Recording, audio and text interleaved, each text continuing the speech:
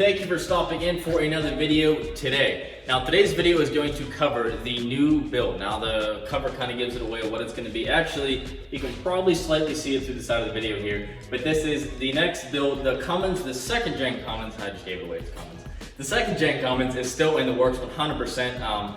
Just going through little struggles right now. Some Dodge things happened and the transmission said, I'm gonna head out now, so that is on hold right now. That's not what, I didn't just buy the truck because the transmission went out of the other one. I wanted a second truck that was more of a tow friendly, I should say. Something that can haul a lot of weight, something that can just be luxurious on long trips compared to say a second gen. Now, don't get me wrong, I love dailying a second gen, but I needed something that was gonna work in addition with the second gen. Of course, it's awesome, great content to build something. And no, it is not this truck as much as I wish it was. This is a super clean third gen. I think it has like 70,000 miles on it, 20 by 12 forces, Terra grapplers, nice little bit of tire poke there. What we did was a set of headlights here. These are built by, I believe, Mid-South LED is the one who built those.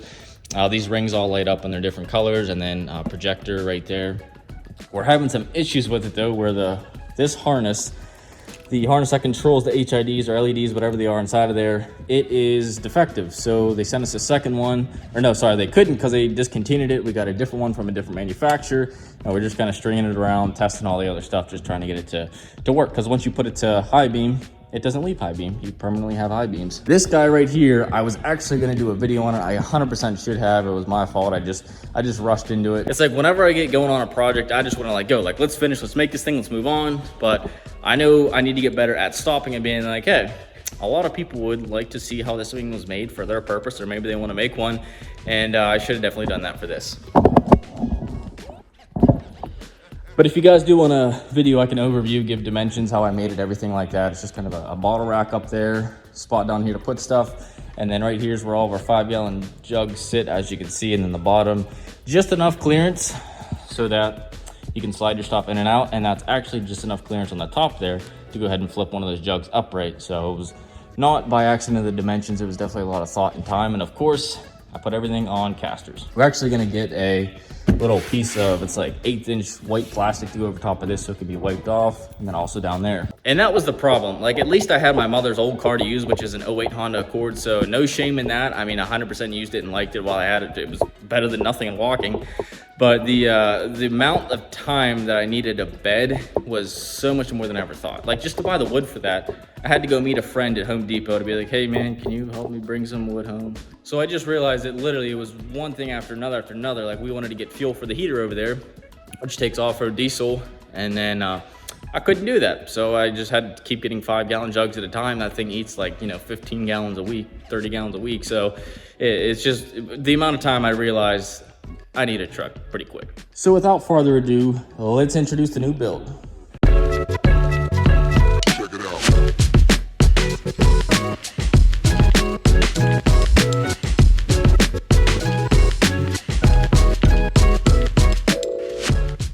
So this is the 2012 Ram 3500 with, of course, the 6.7 Cummins. And it's also got the mega cab on it. So a little backstory on this, real quick story. I won't bore you guys with this too much, but I was honestly looking for a third gen. That was my plan. I'm like, well, I'll go from a second gen to a third gen, that's fine. Third gen, I realized that you still have the 48RE transmission, and that was my biggest complaint of the second gen in towing is the trans. It can't lock up in second, you have to wait till third. Your gears are so far spread apart being 4-speed. So I wanted something that could tow a little easier, like I said. And that's what led me to the 4th gen, because if you guys remember way back a video, actually you can check it out up here, when we bought the 2nd gen, we took a 4th gen to go pick it up and haul it back on a trailer. And the way that thing hauled, I was like, wow. So that was really what sparked this truck right here. And also being a mega cab, it's actually not something I was looking for, but after it came about, I saw this truck, I saw the deal on it, and I said, you know what, with right now, this thing is not gonna last long. So I ran out there the next day, texted the dealership, said, hey, I need to look at this thing tomorrow morning. That's what we did. We drove out there, and for the price, I was waiting for something to be wrong, to be honest with you. It just didn't make sense. It only has 114,000 miles on it. Being a 3500, being a mega cab, that's rare in itself. So I was really happy to end up with this thing and everything checked out on it. No codes, nothing crazy. Drives nice. It does need 4 new brakes, so that'll eventually be something. Rear caliper, they measured it all. And the rear brake pad back here, it has like, I think it was like 1 30-second left on it. The rest have like 7. So something tells me something's up with that caliper. So I'll probably just do both rear calipers, 4 new rotors, 4 new sets of pads, and we'll be golden. But what this video is about is the first things I'm gonna do to this truck. Now, usually I just get so excited, I just tear right into this. I'm like, you know what, I'm gonna go to the shop. But for this, I'm like, Mark, let's just like calm it down a little bit here. Take the time to make a YouTube video, because I know a lot of you guys, everyone has to purchase a first truck. So as soon as you get into it, or a new truck to you, there's certain things that I like to do that I've learned over the years that are just like things that are like staple, boom, right off the bat. So I'm actually, you know what, we're gonna make a list, because I'm gonna get so lost in this.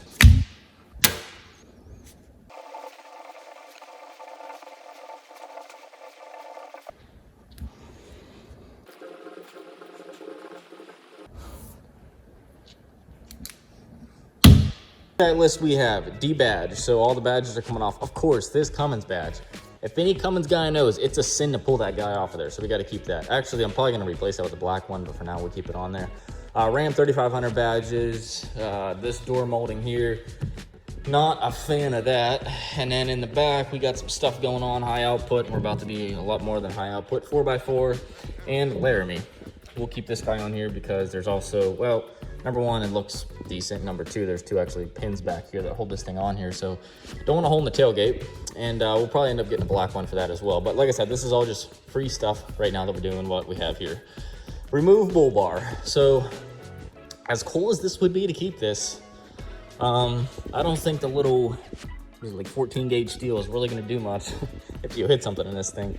100% for looks, that's definitely an old guy thing. That's my theory on this truck. I'm pretty sure this thing came from an older gentleman who used it. It kind of came from farm country, so I'd say he hauled some hay with it. I found some hay in the back. It has the gooseneck in it. It looks like at one point that gooseneck slipped out, so I'm going to try and come from the bottom. Just probably add that to my list. Push up, I should say, from the bottom with maybe like a piece of wood and a jack, and see if we can pop that bed up there, because eventually that's going to get a nice bed lining just like the second gen got. Next on the list, we have remove side steps. Eventually side steps are going to go on here. Kind of gives away my plan for what's going on suspension tire wise, but right now those really aren't needed, and all they are doing is making this thing look worse than it needs to. Next up, after that, LED interior lights. So I'm hoping that we can find, or we have, I should say, the right bulbs for this. Usually those are 194s, and I'm praying that's the same as the GM ones. That's a 42 millimeter bulb. Highly doubt it, but that's the only 2 I have here, so hopefully that'll work. And let me show you guys the bulbs we use, actually. Let me tell you, I cannot wait till we get our cabinets in, because this, while this may look organized to me, this is like extreme OCD, seeing everything laying out like this. But the bulbs we use are these right here. They're actually off of Amazon, and I've been through so many brands of LEDs. For the price of these, you just cannot beat them. So highly recommend those. And then of course for headlight bulbs, we always run Morimotos. We keep a few of the common sizes in stock. And same with these. These are good for turn signal bulbs, GTR lighting. They're supposed to be air free, meaning you don't get hyper flash with them because they have built-in resistors. For some trucks it works, for some it doesn't. So kind of weird how that happens. Next on the list for de-grandpaing would be remove ugly mud flaps in my attempt at a frowny face. So these guys right here, we're gonna take off, and then in the back as well, take these fellas off. Yes, they have a purpose, but I value the look of this thing looking nice and clean over looking at mud flaps. And they'll look a lot worse once that step is out of there. But I will give this step credit. If I can say anything, thanks to this guy for dealing with that for the last, whatever that was, 8 years or something like that, because that's probably saved a lot of rocks from these tires coming up and chipping it. I'm sure the bottom, yeah, the bottom's all beat up. So if it weren't for that, yes, it definitely would have taken this out. And then, of course, that coming along and kind of ruined that. But very glad they stayed on for as long as they had them. Lastly, well, last for now, because I'm sure I'll think of something else. Remove bug shields, air shields, whatever the heck you guys want to call these things right here. Oh, man, these are the stick-on ones. So, looks like the old eraser wheel is going to be coming out for that one to remove those. You know, while I'm thinking of it, I cannot believe this thing does not have cab lights. For being a 3500, 2012, no cab lights. Heck, even this third, I mean, this guy probably put them on, but even the third gen's got them. So what do you guys think, actually? Because I can go either way. Drop down in the comments, cab lights or no cab lights. because I could really take it either way with this truck. So amber, white, doesn't matter, just cab lights, no cab lights. Let me know, and I'm 100% gonna read all those comments and see what you guys' opinions are. Oh, one downfall of this truck. Granted, this is the OEM windshield. She's got a nice crack the whole way, literally from right there, the whole way to the other side and down. So eventually, new windshields are gonna be on the list for that to happen. Not that I tint my windshields or anything, because that's illegal, or tint my windows, or you know, some places it's legal, I guess you could say. But I don't wanna put money in the window tint on this truck before I do the windshield, and then do a new windshield and have to get tint again. Like that's just stupid. So we're gonna wait on the tint. That's why you may not see it for a little bit, just till the windshield gets fixed. But I'm actually, you know, I'm gonna hit this with the leaf blower and try and get some of this water to come off of here, so not so much water dripping on me when I'm working. But I'm thinking we'll start with this guy and then hit the steps next, and wherever we end up, we end up.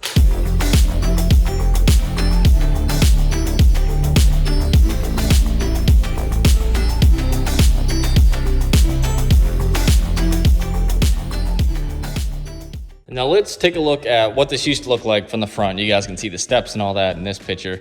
Now look at this thing now. See how much better that makes it look without the bull bar, without the steps down there. On this side, it still has the steps, so we can compare to it. Like full on grandpa mode. Wait a second. And it looks like a nice, good looking truck now. So let's do the other side to hit the mud flaps next.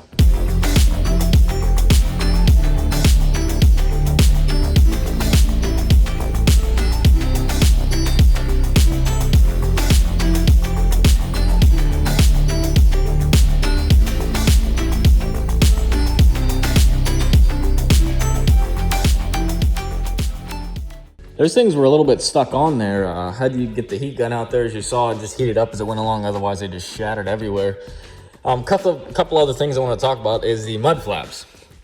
Super nice with these being OEM, because they came with this little lip of like PPF, and that helped from keeping the scratches off of here. Because usually, when you take mud flaps off a truck, they'll have a little bit of scratch from like the outline of it. So luckily, we don't have to deal with any of that. Front or rear, also the steps, because they were OEM, wasn't some crazy design. As you saw, 2, 4, 6 bolts, thing fell right off there, and it was very, very nice. So next up, I'm going to use the 3M eraser wheel. Go at this, probably gonna work one side at a time. So next I'll hit these right here, and like I said, the Ram badge. But you guys have already seen me debadge, how I do it, how I buff, everything start to finish. So if you do want to see that, if you haven't yet, check out the video up here on this card. You can click on that, and that's pretty much a full video on just debadging. Won't waste your guys' time, so I'm gonna get to work. This thing is taking a lot of shape and looking a lot cleaner with just the small things we've done so far. These came off pretty clean. Just the next wheel is next step is the eraser wheel. So I did the side ones here. We talked about the tailgate. That was also done. The Laramie badge, high output badge, 4x4 badge. I think we know what it is. So the next step from here is to wipe all this down. You don't want all this grit and sand, because this is the stuff that gets stuck behind these badges, literally just the road grime and everything. So we don't want to run the eraser wheel and just destroy the paint with that. So next step is going to be to wipe all this clean with a microfiber and a little bit of spray wax. And then next up, eraser wheel up top too. Have to get all that stuff off, and then we'll buff it. So onto the LEDs and the dome, or not the dome light. Yeah, the dome lights, sorry, the map lights are up front there. I got the one open, and it's a 194, but actually we don't have 194s. I thought we did. So onto this one. These just pop out. 99% of trucks are this way. Now this is gonna be hot, so it's like a game. Probably should just go grab some gloves.